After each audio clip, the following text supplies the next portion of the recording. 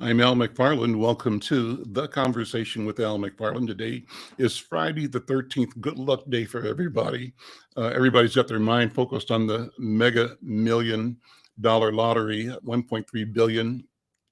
So for, I guess, one person, it might be a lucky day, but for millions more, it'll be a regular old unlucky Friday the 13th. Well, that's not something we're really concerned about. We're concerned about our people, our thoughts, our progress, our challenges. And I'll begin today's program with the hot topic. The hot topic for your consideration is the Minnesota legislature is proposing an office to address the disturbing trend of murdered and missing Black women and girls. And you've seen stories on this in our newspaper, Inside News. I have in front of me a story about the same coming from the legislative um, office as well. Background is this. Um the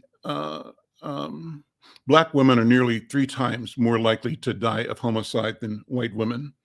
Missing persons cases involving Black women and girls stay open 4 times longer than their white peers. And while only comprising 7% of Minnesota's population, 40% of domestic violence victims in Minnesota are Black women. I'm taking information from an article written by the House of Representatives staffer Tim Walker. It's an important story, and the movement to address it is important as well.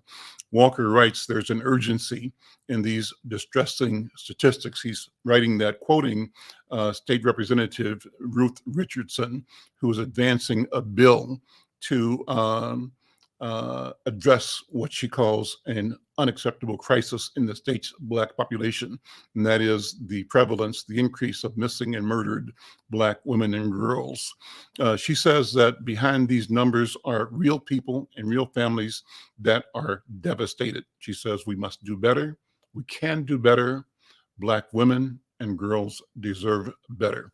Now, a committee has approved the bill that she's forwarded and sent it to the House Judiciary Finance Committee and to the Civil Law Committee. Richardson says the bill would enact recommendations that were made in December 22 in a report on missing and murdered African American women by a task force of that name.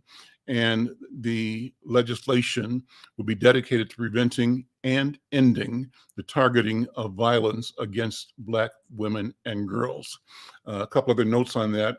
Artika Roller, who's the executive director of the Minnesota Coalition Against Sexual Assault, says that the office would build accountability, leverage responsibility, and facilitate resources and services to reduce and prevent violence against Black women and girls.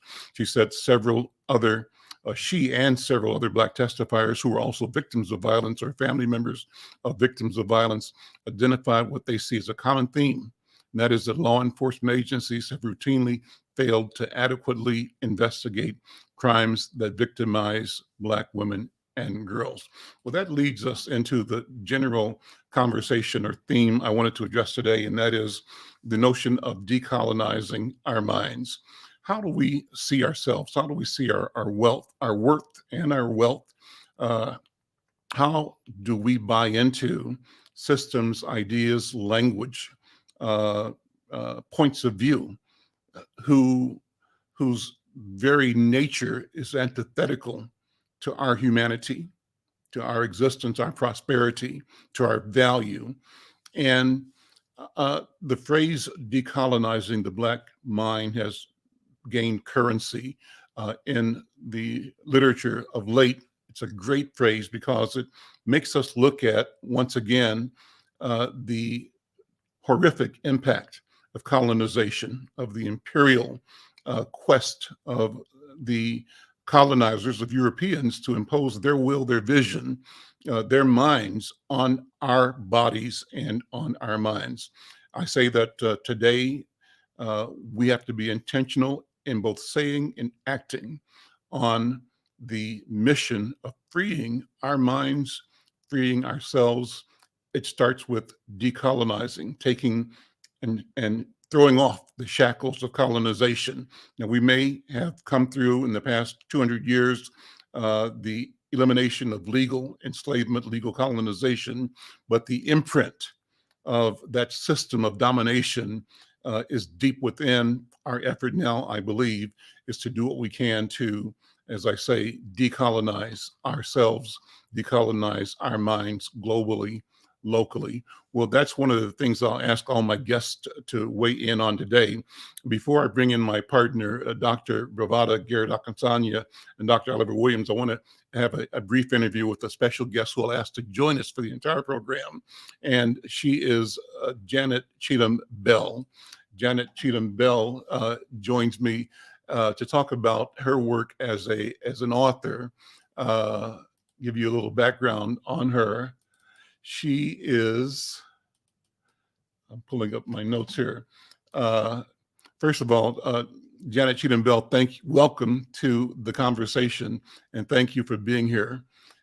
Janet Bell graduated from Indiana University in 1964 and began her career, I think, in Saginaw, Michigan, as a professional journalist and high school librarian, actually. She studied at Ohio State University Library. She accepted a position at the Ohio State University Library in Athens.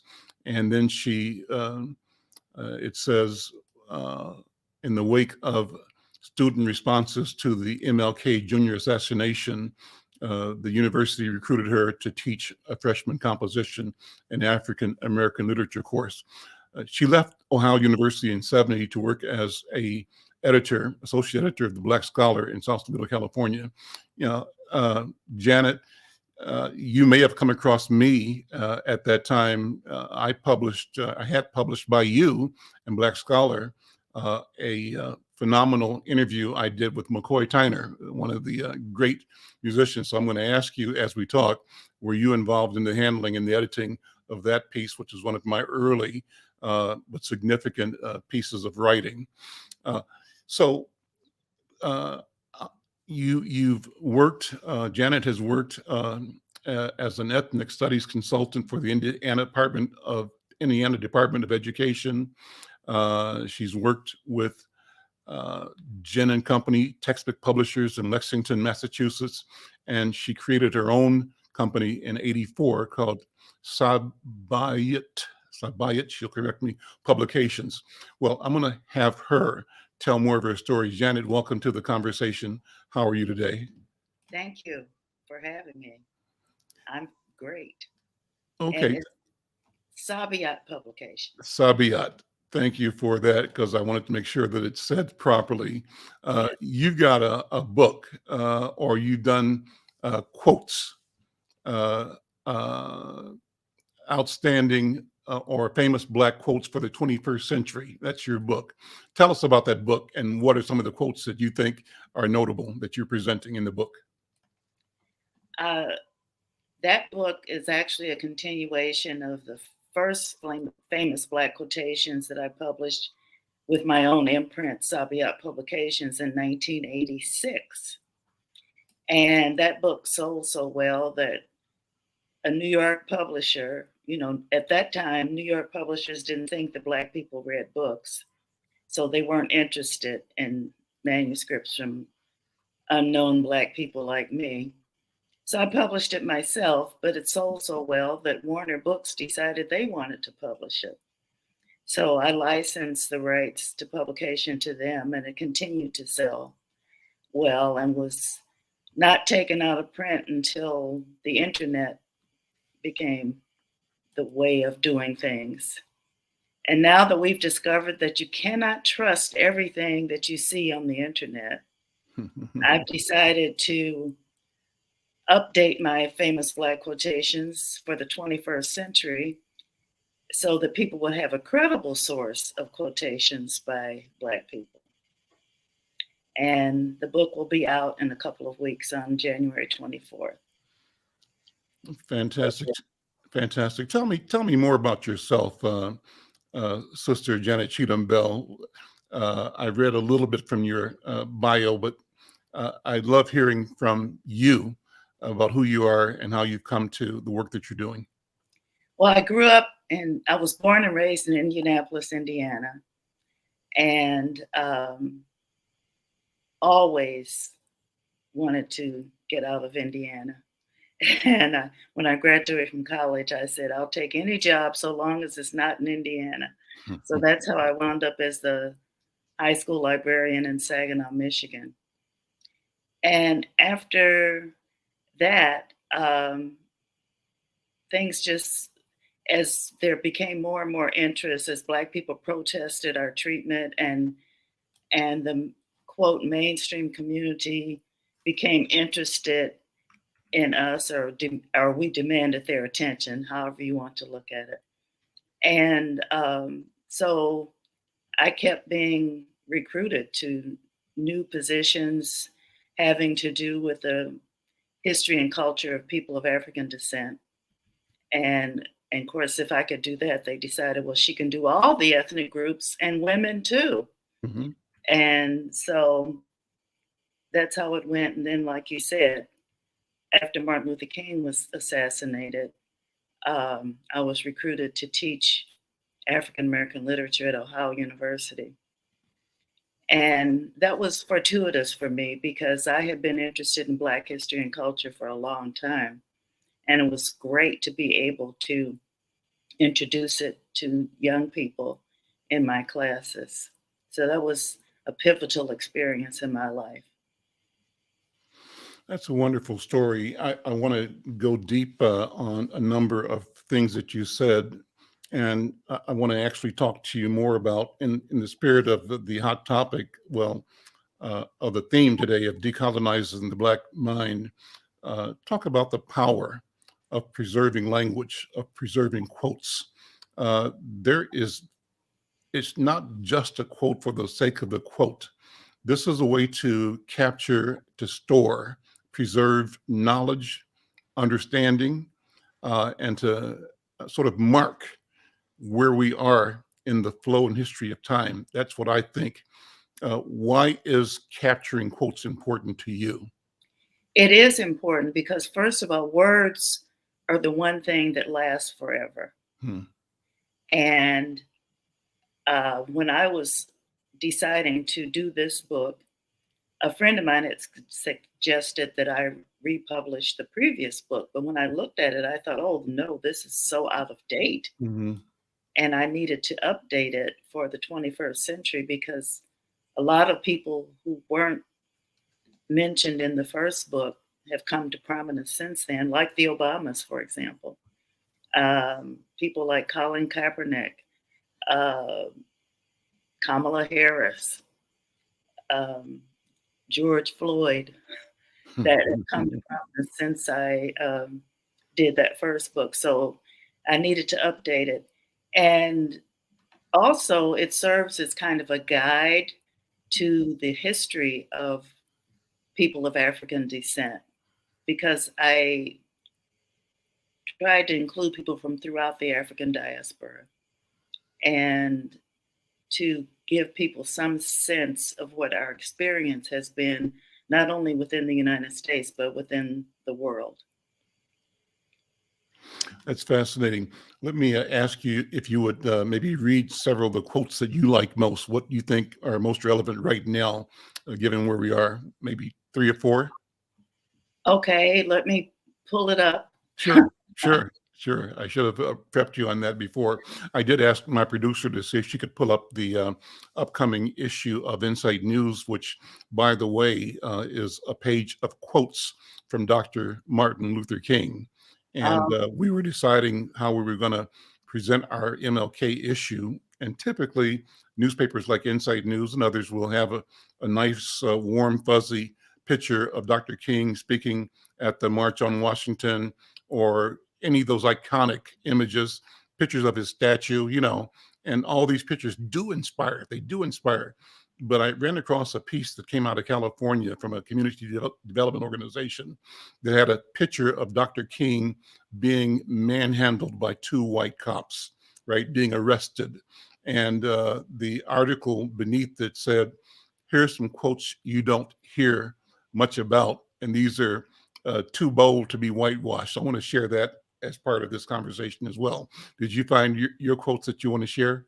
Yes, I did. Thank Mm-hmm. you. Sure. One of my favorite quotes that everybody has heard, but which I have included in every book that I've done, is the one by Frederick Douglass. Power concedes nothing without demand. It never has, and it never will. If there is no struggle, there is no progress. Ashe. Ashe. All right. It's a great one. Yeah. And another person from that same time period, Henry Highland Garnett. Let your motto be resistance, resistance, resistance.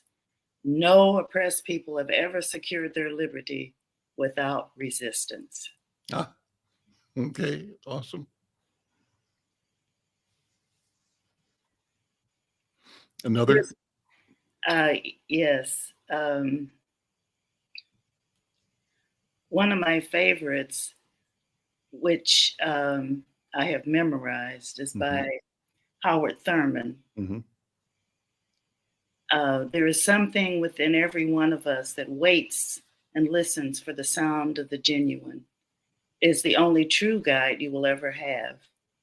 And if you cannot hear it, you will, all of your days, spend your life at the ends of strings that somebody else pulls, which I think speaks to the hot topic of the day. Absolutely. All right. Well, thank you so much. Keep those in mind. We'll have you bring some more of your quotes in the course of today's program. Let me, here it is on screen now. But before I go to that, let me bring in my other guests today, my partners, Dr. Bravada Garrett Akinsanya and Dr. Oliver Williams. Dr. Bravada Garrett Akinsanya, Janet Cheatham Bell, is the leader of the African American Child Wellness Institute and has been our partner in creating this Friday program. We call it the program The Healing Circle.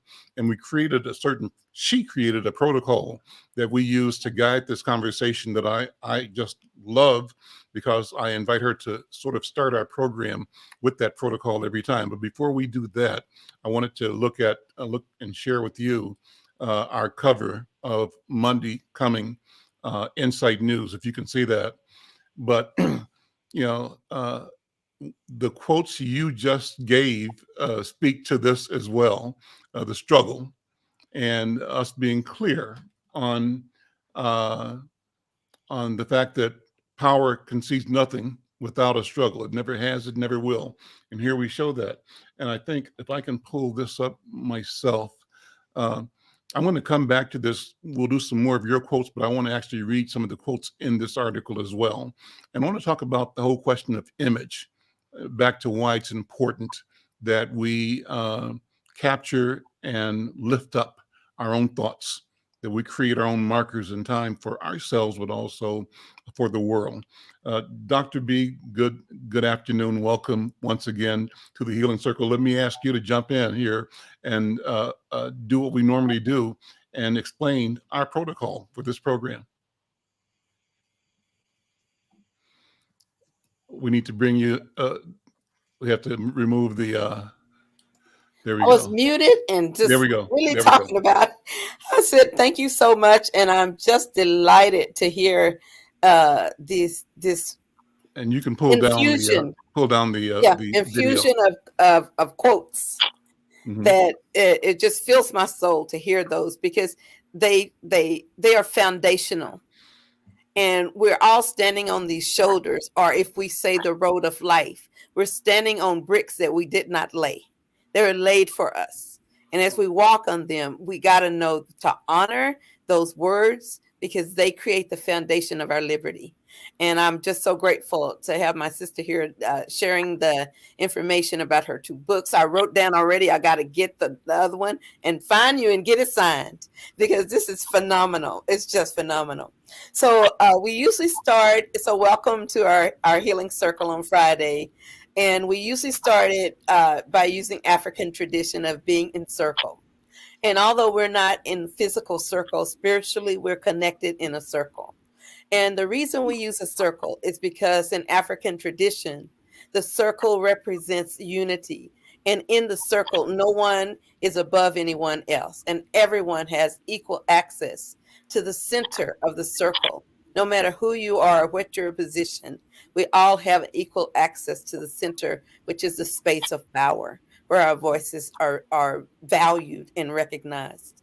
In our circle, we also honor. We honor those shoulders that we stand in. We honor our elders, and they give us permission to speak because their knowledge precedes us. And so when we have permission and invitation into the circle, we acknowledge our elders. And not only do we acknowledge our elders, we acknowledge them because they are closest to our ancestors.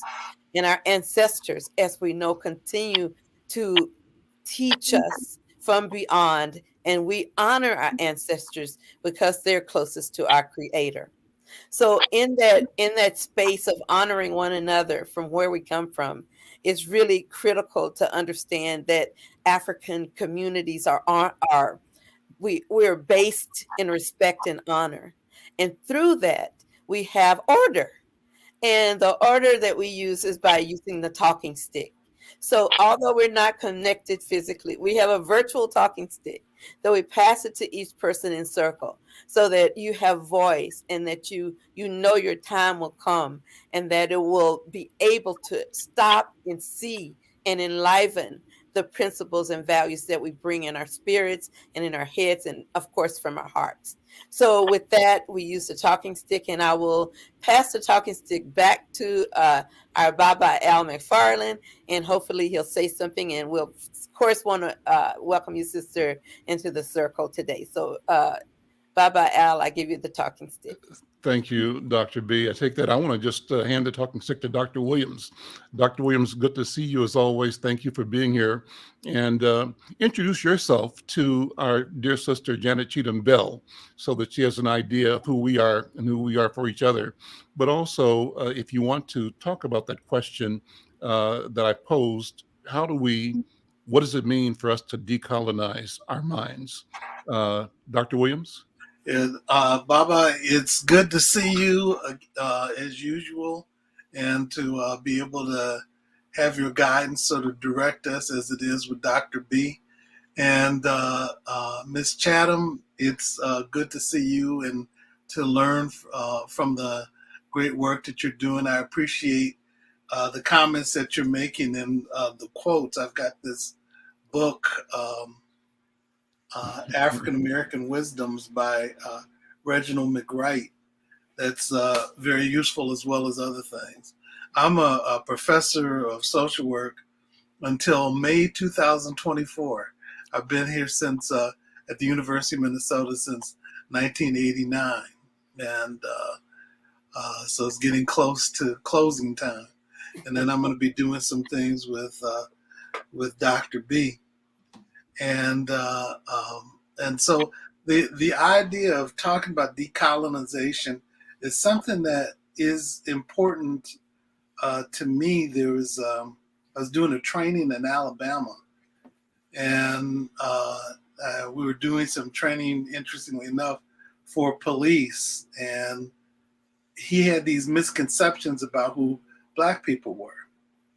And so he made a comment that I thought was pretty offensive in terms of what he thought the totality of Black people did in terms of their grandparents and their families. And it was clear to me by his comment that he didn't know much about Black people and had no primary experiences with a breadth of what who Black people are and our consistency. And he made a comment, and gave a quote about this young Black man that when he asked him about why we tended to be so offensive and oppressive to other Black people. And so the young man said, it's the culture. And to me, I thought, first of all, it was a misrepresentation of what the culture is. Mhm. And that what this policeman needed to do was to spend some time getting to know something about the community that he's talking about. And I've worked with young men in different groups that I've interacted with. And I remember the quote that this one man said, black man said, he made a comment about, well, you know, we as a people must have done something pretty horrific for us to have the experiences that we've had. As though we did something to cause the experiences to us. And it was clear to me that this young man had no sense of who he was and what the history was.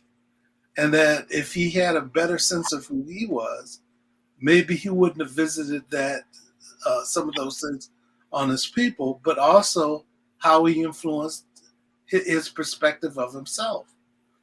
So there has to be something that's said and done to change that, because when I've been around Black people who do have a deeper understanding, and that they can recite the quotes that Ms. Chatham has developed, they have a better sense of not only how they see themselves, but how they operate in the world. Mhm. And I think that that's something that's real important for us to be able to develop those things. But I also think it's sort of when I think of bar mitzvahs and I think of rites of passage programs for young people, it's a way to help them frame the way that they think about themselves and think about their community and how they contribute to their community, because they have a better sense of who they are, but what we have historically been. So I just think that that work is real important, and I'll be looking for your book too, and trying to get it signed as well. So that's what I have to say about it. I think it's important to help young people and older people to develop a better sense of themselves, but also the community that they come from. And with that, I pass the talking stick back to Baba. Thank you. I will pass the talking stick to Janet Cheatham Bell. Sister Cheatham Bell, thoughts, impressions, feelings, more quotes. As the spirit moves you, you've got the talking stick. Thank you. As Dr. Oliver was saying, that not knowing who we are, who our ancestors were, and what our history is devastating. That's right. For us.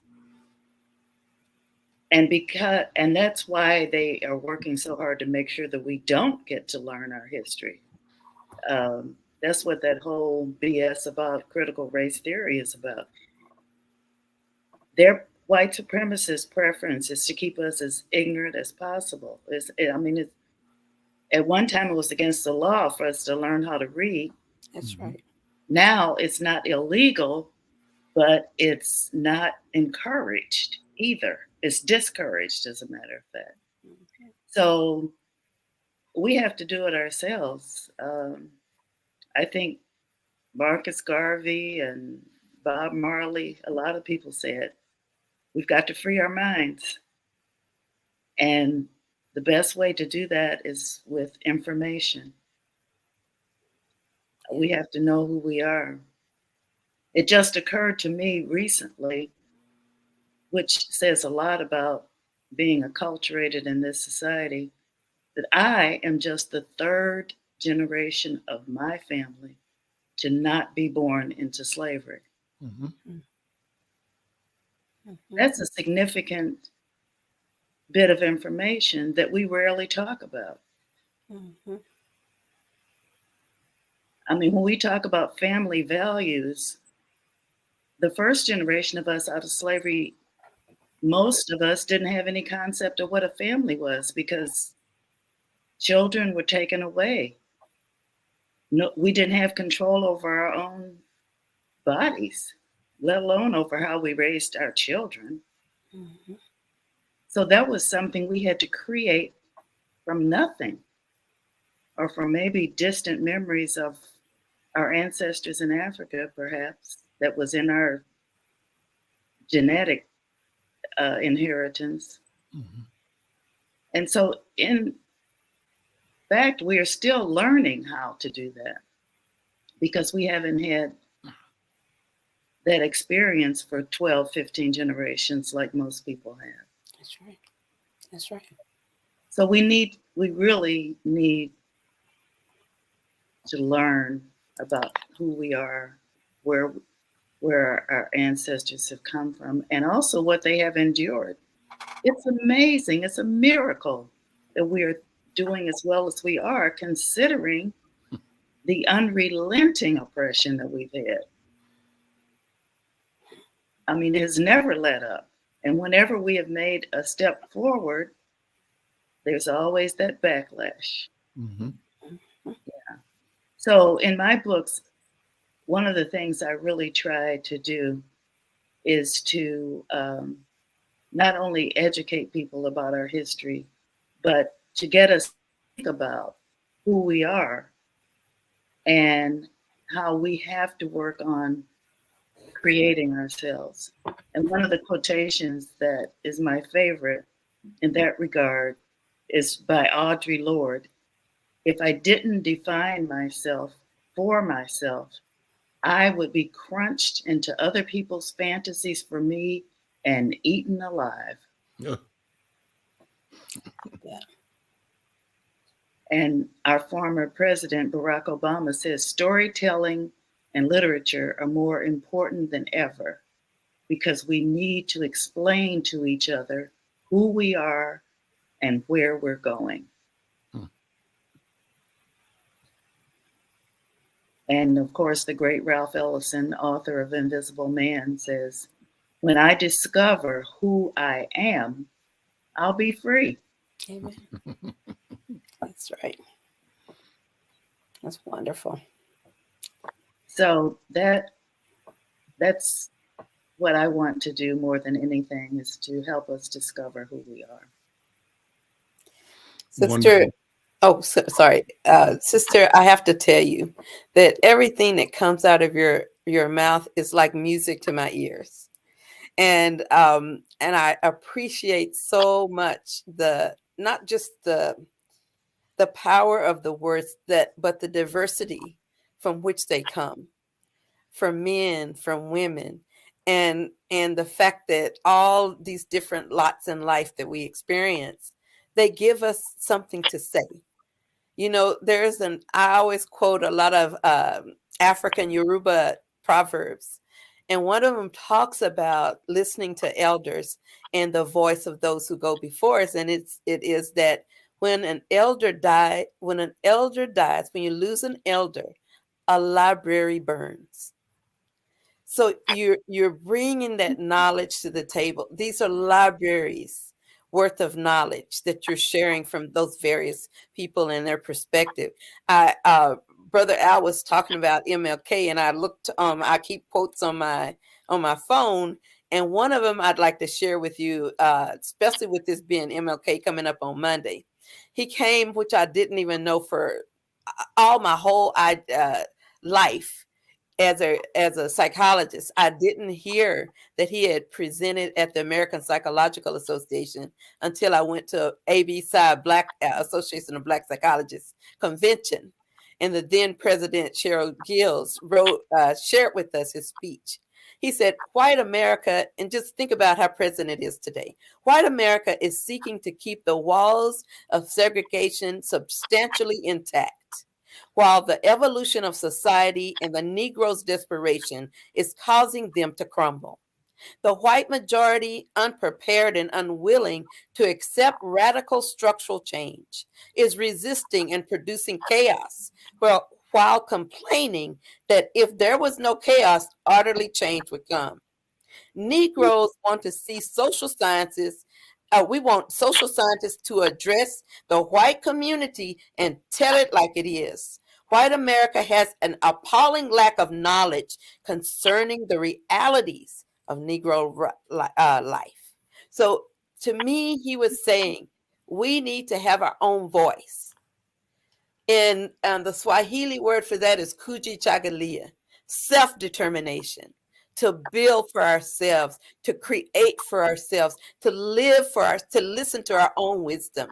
And this is a celebration to me in this circle today of that collaborative and co-created wisdom that stirs not just in our heads, but in our very DNA, in our bones. I can feel that connection, especially as you do those quotes, in my bones. I can feel them in my bones. So with that, I'll pass the talking stick to Brother Oliver and see what he's got to say about it. But I'm just telling you, I'm having church up in here, not here, here. Yeah, up in here. Yeah, I think that too. To me,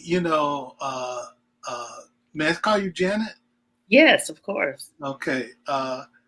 Is that when I hear the quotes that you bring up, and it's also, bravada, when I hear the things that you've talked about and the conversations that we've had, Al, it's like we're having conversations with ourselves. You start to have conversations with your internal self too, and it helps to validate your reality and your experiences, because oftentimes we sort of walk the road alone, and aren't supported when we go to those spaces where we're alone, when there aren't faces that are like ours, and even when there are faces that are like ours, sometimes when we talk about the realities, it's like having an internal conversation. Yeah. But oftentimes people don't want to have those conversations. And you hear it, and you hear things in other people's experiences that supports and validates what your reality is. But sometimes it gets confusing when you find people that seem like they're so far afield of what their reality must be like too. When I've heard some people who now I'm gonna confess I'm a well-known Democrat, and he was a man that I respected for both him and Sheila were people that I really had a lot of respect for, the places that they go, the things that I'd see them do. But sometimes when I hear these people like,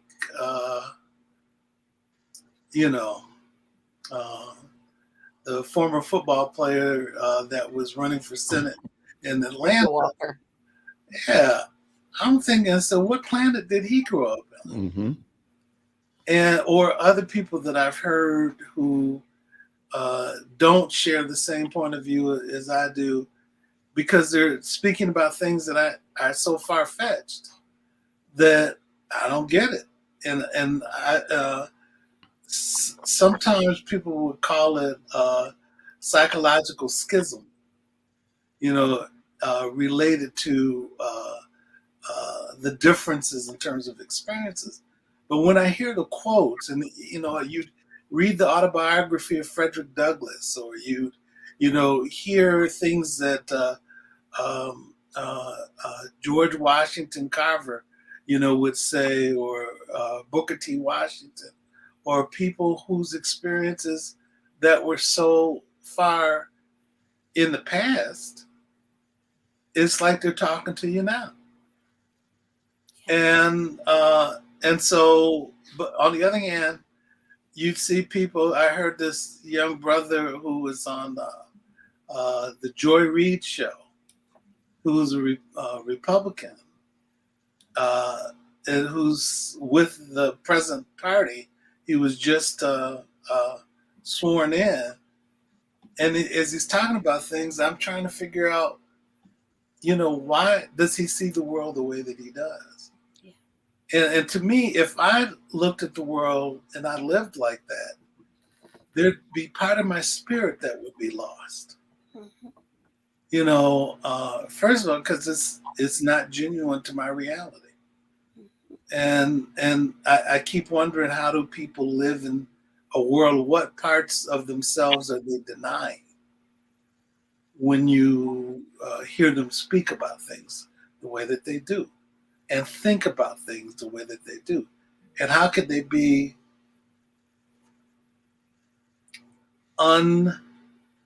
disconnected, from the reality of other people who live in the world like they live in the world? Can I grab the talking stick from you when you get through? I'm done. So Okay. I'm passing it to you. Because I do believe I got a couple of answers. Okay. One of the young African American women, I've been doing corporate consultations, and they were doing affinity groups so that, especially after George Floyd, so that the staff who looked alike, they could share alike, and they didn't have to take care of white folks in the room. They could be safe. And one of the girls in the room, and the young ladies, everybody's girl to me, they just all young, but she turned to me and she said, "Dr. B, don't you know that skin folks ain't kin folks?" Right. And I said, "What?" She said, "Skin folks ain't kin folks." So it's a lot of folks who look like us, but they may not have our values. Yeah. And in psychology, and what we do in our clinic, which is very unique, is when people come in for their first session, we actually assess their sense of Blackness. And there are stages of Blackness and Black identity that we actually prepare their treatment based on where they come in. And so some come in this stage called conformity. And when you're in that first stage of conformity, everything that's the white, let's say white folks, ice is colder, they can with that belief. And I always wonder, how did they fall up in an office that's called the African American Child Wellness Institute when you come in and you believe white folks are better? But I think it's often internalized, and the keys that we believe in is that part of being well, is, at least by Brother Naeem Akbar, is that we don't need to have what they call alien self disorder. You don't even know who you are. So if you don't know your history, you don't know who you are or where you came from or where you're supposed to go. So I'm just going to rest you with that, and anybody can have a stick now. I just said my 2 cents. Well, so I'll take it, and that speaks directly to the point. I'll take it, Dr. B, and that speaks directly to the point of the theme about decolonizing the Black mind. I read something where the author was saying that part of the challenge is that the weight of oppression and of the oppressor, the intent of the oppressor was to actually remove our minds, to decapitate the Black body and place in the place of our mind a white mind. And so that we are and have been bred to be Black bodies containing white minds. And so we see the world through the lens of the replacement brain, of the replacement mindset that came with, and that was the tool of oppression, subjugation, enslavement, and therefore the need to decolonize. That's the colonial experience. That is the object of colonization, and that is to have people believe and work for the interest of their enslavers, of their masters, and against their own interest. I wanted to go back and Yasmin, you could pull up that quote, the cover of Insight News again. And as I said earlier in the program, that at Insight, we were coming up with what our cover is going to be for next Monday's edition, which the nation and world celebrate as MLK's birthday. And typically, and we've done this in the past, we have nice, inspiring, classic, close shots of Dr. King, either in prayer or speaking or thinking or shaking hands with President Johnson or Kennedy, or marching. There are all kinds of great photographs of Dr. King and his people marching and walking, and they're inspiring. But this time we decided to go back to show a picture of the reality of the time. While America today wants to claim it identifies with and embraces the idea, the vision, the voice of Dr. MLK, we have to remember, we must remember the reality that is reflected in this photograph on the front page of Inside News, and that's white cops jacking up Dr. King. And that was the case then. And in many ways, George Floyd, it's the case today. It hasn't ended. And it's been that way. And our resistance is what's important. Dr. Janet, Sister Janet Cheatham Bell, you, in one of the quotes you gave, talked about the authenticity, the authentic voice. I'm going to ask you to pull that quote again and say it again, but let me take a few seconds and share some of the quotes that are in this front page of Inside News. And the story says these are 5 MLK quotes, too radical to whitewash. The note says that it happens every year on MLK Junior Day, and it's happening right now. And that is a well-meaning people share his more palatable, more agreeable statements while avoiding the simple fact that MLK held very radical views throughout his life. And those views are just as applicable today. And here are a few of the compiler's favorite quotes. The compiler for this document was an organization called City Heights Community Development Corporation in San Diego, California. Kudos to them for doing this. Their favorite quotes, I'll read 3 of them. One, he said in the article, A Time to Break the Silence, in April of 1967, a nation that continues year after year to spend more money on military defense than on programs of social uplift is approaching spiritual death, Dr. King. He said in a speech to the Southern Christian Leadership Conference in March of 1967, the evils of capitalism are as real as the evils of militarism and racism.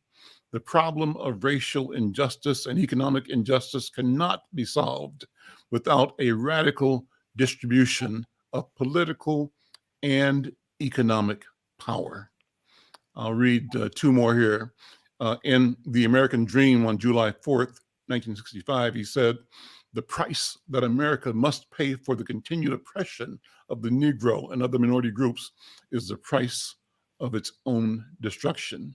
And the final one that I'll read comes from the book, Where Do We Go From Here? In 1967, he says, white Americans must recognize that justice for Black people cannot be achieved without radical changes in the structure of our society. Well, go pick up a copy of Inside News on newsstands, and I invite everybody to think about these quotes, these ideas, these messages, and to not let ourselves be lulled into a point of pacification, that we think it's all over, and that that there is no struggle ahead, because the struggle remains. That's what I believe. This fight, Sister Janet, you said the pressure against us has been massive and nonstop, and it continues today. And unless we acknowledge it, say it, name it, will continue to be victimized by it. Let me think about one more thing here before I pass the talking stick to you, Sister Janet. And this is about imaging again, and you talked about it in words, the power of words. And I want to expand that to discussing the power of image. I talk about 2 things, 2 ideas. One is, you mentioned that you recognize you're the 3rd generation out of enslavement. And that resonated with me, because right behind me on my mantle is a photograph of me as a 4-year-old. I'm sitting at the foot of my grandmother's mother, who was almost 100 years old at the time, who, when she was born, was the property of other human beings. That's how close this is. I knew somebody, and Dr. B, I think you told me, same is true in your family. I knew somebody, I touched someone. Someone held me, touched me when I was a child. And that person, when she was born, was owned by another human being. Grandpa. And somebody wants me to forget that. I'm sorry. I'm sorry. That's propelling my bid, my desire, my insistence on my work for freedom, liberation, for decolonizing my mind. The second thought about image and power and control. I visited cousins of mine, Sister Janet, who live in London, and I was taking a bus trip around London, tour bus, right? Open air bus. And I said to my cousin, look, every corner, they got statues, Lord this, Duke that, Earl this, King so-and-so, Prince this, so every block, 1 or 2 or 3 statues. I said, no wonder these white people think that the world is their idea. They invest in permanizing this notion. That's right. And it's a lie, but permanizing the notion that they are the authors of creation. And so 2 things, they do what they do, but we have to do what we must do. And that's not continue to accept and to allow their minds to operate in our bodies. And we have to discover our own identity, our own history, our legacy, and what has been hidden from us, we must remember, reconnect with. And I think that we have discovered a particular and special indwelling capacity to know, to intuit ancient truths that will guide us to ordering our steps today in ways that we can begin to talk about our obligation, not only to ourselves and our children and our children's children, but to generations yet unborn. I believe we have to elevate the discussion in our community so that as we talk around the coffee table at the water cooler, we talk about what the world is going to be 1,000 years from now and what we're doing in step A, step B, step C to make it so. Janet Cheatham Bell, I'm going to pass the talking stick to you. And if you would say that one quote again, but anything else you want to say, please. Well, I'm not sure which quote you're referring to, but this is one that if I didn't define myself for myself, I would be crunched into other people's fantasies for me and eaten alive. That's it. Here you go. That's a good one. That's it. And the other one that I think you may be referring to is the one by Howard Thurman. Mm-hmm. There is something in every one of you that waits and listens for the sound of the genuine in yourself. That's the one. It is the only true guide you will ever have. And if you cannot hear it, you will, all of your life, spend your days on the ends of strings that somebody else pulls. That's it. That's it. What a powerful statement. Thank you so much. We're coming to the close of the program. I want to take a minute and do something we did this week, Dr. B, that we're going to start doing in the future. And that's ask members of our team to take a minute, not everybody, but one each week, and to sort of give a 1 minute or 2 minute creation story. And I'm going to start with you, Dr. B, just to ask you to reflect on whose shoulders you stand on. That would be consistent with the opening reference to our ancestors. But what does that mean for Dr. B? Whose shoulders do you stand on? I do stand on the shoulders of Austin and Laveda Garrett, my father, who was the son of a freed slave, my mother, who was a school teacher, my dad, who only had a 3rd grade education and loved learning so much that he married a teacher. But it also reminds me of the here and now. And as you were talking a moment ago, I thought about that movie, Get Out by Jordan Peele. And a lot of people don't understand the psychological symbolic meaning. What was happening in that movie is they were taking Black bodies and putting white minds in it. But no matter what they did with that Black body, when they had to face fear or survival, that Black part came out and said, get out. to take care of each other. So I hold on to the fact that there's parts of me that let me know when I'm safe and when I'm not. Through my blood, I know when to get out. And I'm going to pass the talking stick now back to Brother Oliver. Well, I stand on the shoulders of Oliver Frederick Williams and Bueller Curry Williams.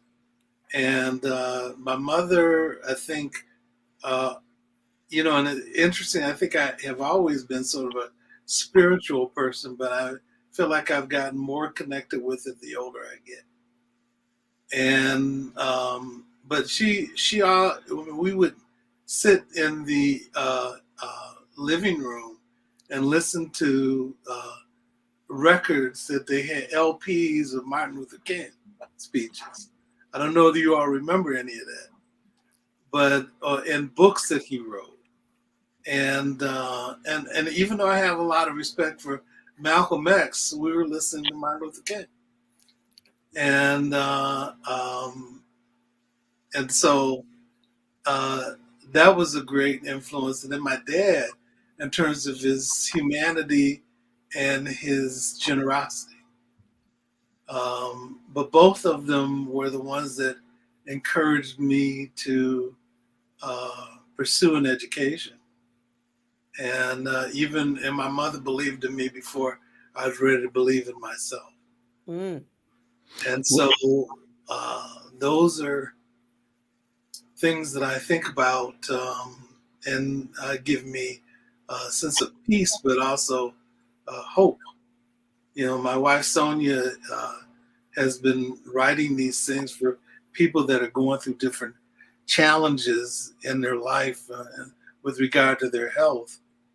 And she talked about the significance of hope. And I think about that in terms of our community. Where did we find hope when there wasn't anything around us to support us associated with that? Dr. Oliver, we're out of time. Listen, thank you. We're going to stop it right there. I'm Al McFarlane. This is The Conversation with Al McFarlane. Today's program, The Healing Circle. Special thanks to Janet Cheatham Bell, author, librarian, educator, leader, and thanks to Dr. Oliver Williams. Thanks to Dr. B. I'm Al McFarlane. We'll see you next time. Thank you.